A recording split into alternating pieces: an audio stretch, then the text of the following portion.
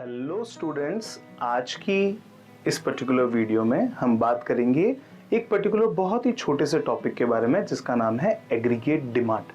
ये topic economics से related है और बहुत ही इंटरेस्टिंग है। एग्रीगेट डिमांड रिप्रेजेंट करता है एक्सपेंडिचर को।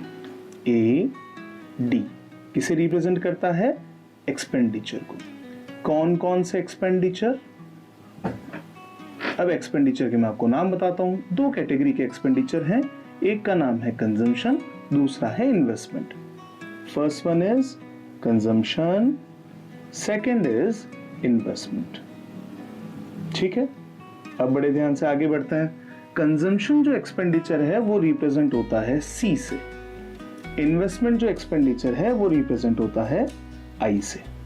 ठीक है, यानी कि ओवरऑल एक्सपेंडिचर अगर हमें निकालना है तो C प्लस आई अगर मैं करूंगा तो मेरा ओवरऑल एक्सपेंडिचर आ जाएगा, जिसे हम क्या कहेंगे इकोनॉमिक्स में?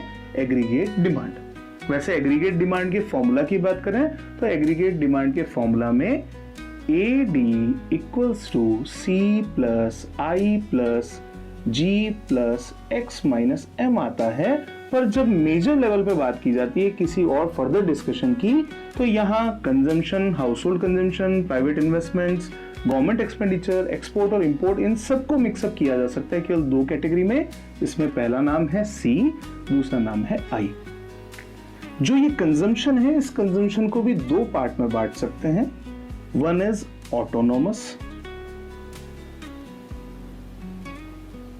एक तरीके से आप बोल दें फिक्स्ड एक्सपेंडिचर। ठीक है, फिक्स्ड कंजम्पशन एक्सपेंडिचर। दूसरा इंड्यूस्ड, जिसे मैं कहूंगा वेरिएबल। ठीक है, इसको हम समझने के लिए यूज में ले सकते हैं। तो पहला हुआ ऑटोनोमस एक्सपेंडिचर, यानी कि fixed without considering the level of income. दूसरे नंबर पे आया इंड्यूस्ड एक्सपेंडिचर, यानी कि वेरिएबल, जो किसके ऊपर बेस्ड है? इनकम के ऊपर बेस्ड है। यानी कि तीन तरीके से हम बात करेंगे। यहाँ पे कंजम्पशन के दो पार्ट हो गए हैं। तो वन ये हो गया ऑटोनोमस कंजम्पशन, दूसरा हो गया इंड्यूस कंजम्पशन और तीसरा हो गया इन्वेस्टमेंट्स। अब बड़े ध्यान से इनको हम आगे लेते हैं। तो हमारा फॉर्मूला जो यहाँ पे बनता है that is AD equals to C plus I, जिसको हम फर्दर बाइफिकेट कर सकते हैं।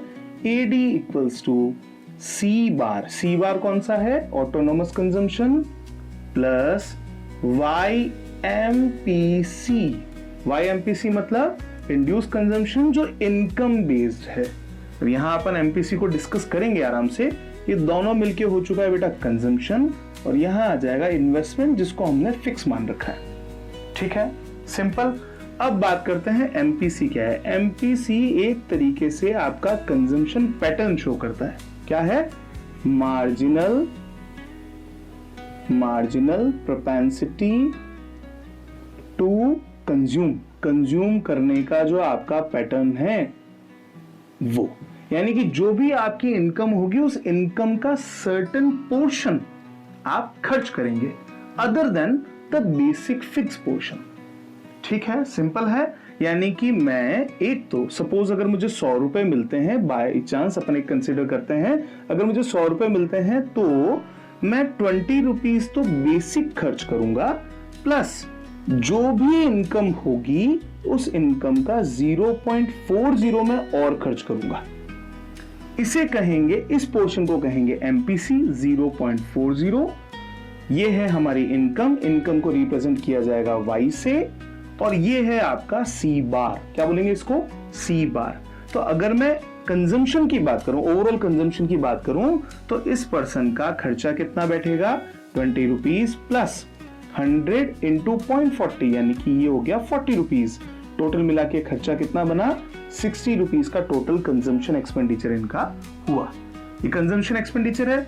अगर हम इन्वेस्टमेंट को भी इंक्लूड कर लेते हैं, इन्वेस्टमेंट इक्वल्स टू, अगर मैं इन्वेस्टमेंट की बात करूं तो मुझे इन्वेस्टमेंट में मैं बोलता हूं कि इस पर्टिकुलर पर्सन के लिए 200 रुपीज का इन्वेस्टमेंट इसको करना है। तो अभी आप चेक कीजिए कि ओवरऑल इसकी एग्रीगेट डिमांड कितनी बनती है?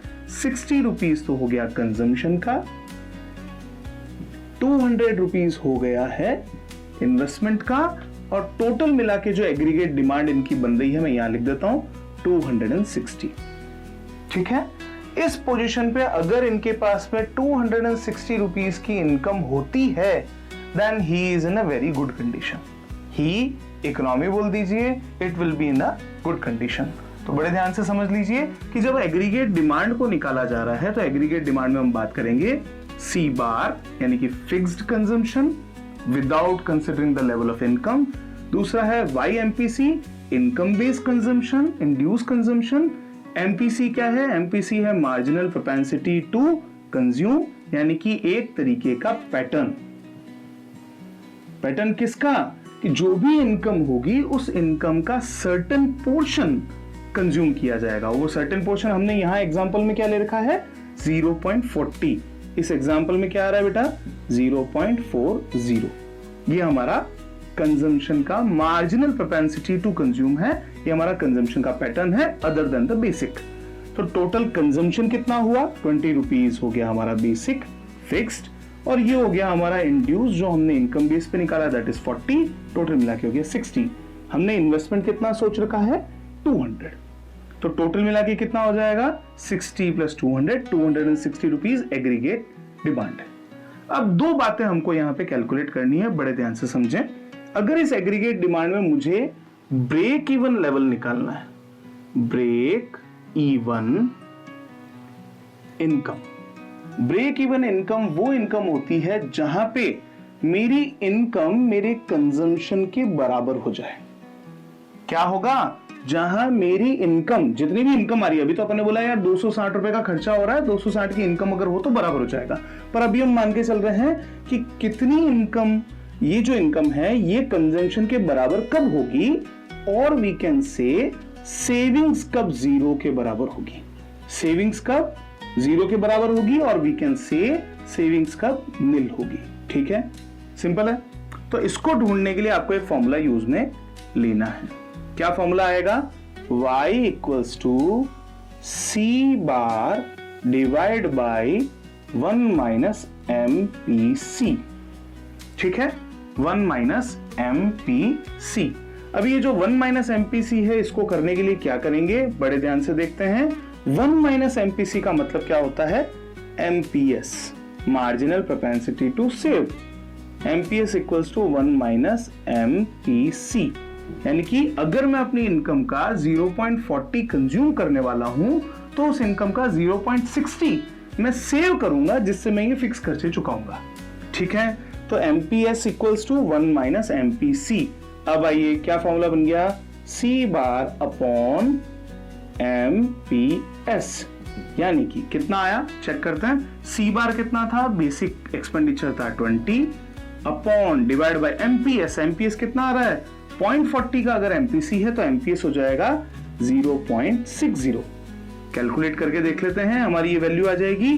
कितनी इनकम होनी चाहिए? 20, किस अमाउंट का 0.6 होगा? तो देख लीजिए, 6 3 जा 18, ओके 3 लिख देता हूं मैं यहां पे, फिर अगेन 6 3 जा 18.33।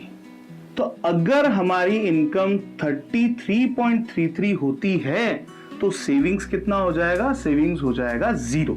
चेक करके देख लेते हैं ओवरऑल कंजम्पशन कितना होगा, चेक कर लेते हैं। C equals to C bar plus YMPC। C bar होता है 20 प्लस YMPC 33.33 की इनकम मल्टीप्लाई बाय 0.40। लीजिए कितना होगा? ये आ जाएगा 20 प्लस 13.33। Answer will be 33.33। यानी कि ये लेवल ऑफ इनकम वो इनकम लेवल है जहां पे मेरी इनकम मेरे कंजम्पशन के बराबर होगी। क्या होगा? मेरी इनकम मेरे कंजम्पशन के बराबर होगी। ठीक है, अभी तो केवल कंजम्पशन के बराबर होगी। अब हमें ऐसी इनकम ढूंढनी है जो इक्विलिब्रियम इनकम हो। इक्विलिब्रियम इनकम, इक्विलिब्रियम इनकम बेटा कौन सी इनकम है? वो इनकम है जिसमें, अभी तो हमने केवल कंजम्पशन को इंक्लूड किया, वो इनकम है जिसमें हमारा कंजम्पशन भी सेटल हो जाए और हमारी इन्वेस्टमेंट भी सेटल हो जाए। तो अब आइए चेक करते हैं इक्विलिब्रियम इनकम कौन सी होगी। y equals to C bar plus I bar divide by MPS। C bar कितना है? सी बार है 20, ठीक है, प्लस आई कितना है? आई बार एक ही बात है 200 divide by MPS. Divide by MPS means 0.60।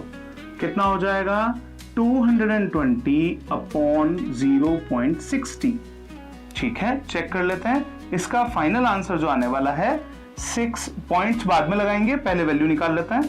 6 3 18, remaining is 4 and this will be 40, 6 6 36, फिर 4 6 6 36 and 6 7।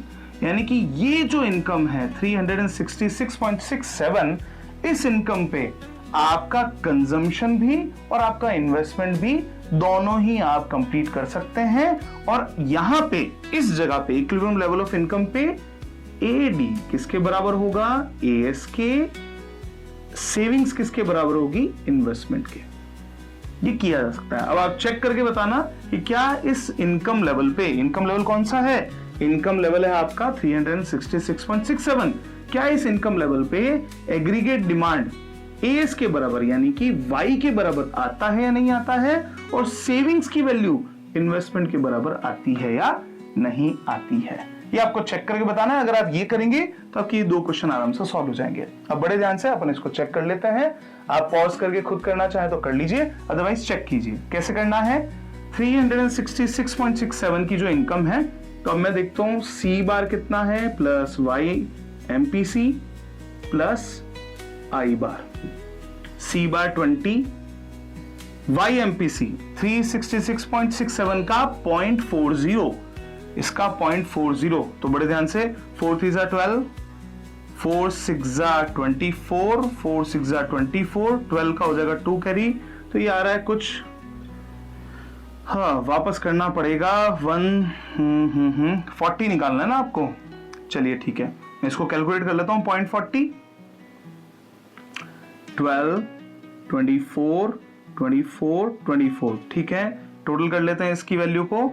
ये आ जाएगा आपका 15156 एंड समथिंग। ये 6 आएगा तो ये 157 हो जाएगा। कितना हो जाएगा ये? 157 और 67। 4 3 12, 4 6 24 हो गया, 4 6 24, डन। 157 ये ले लेते हैं, 157 डन। 156.66 कर लेते हैं, वैल्यू आ जाएगी।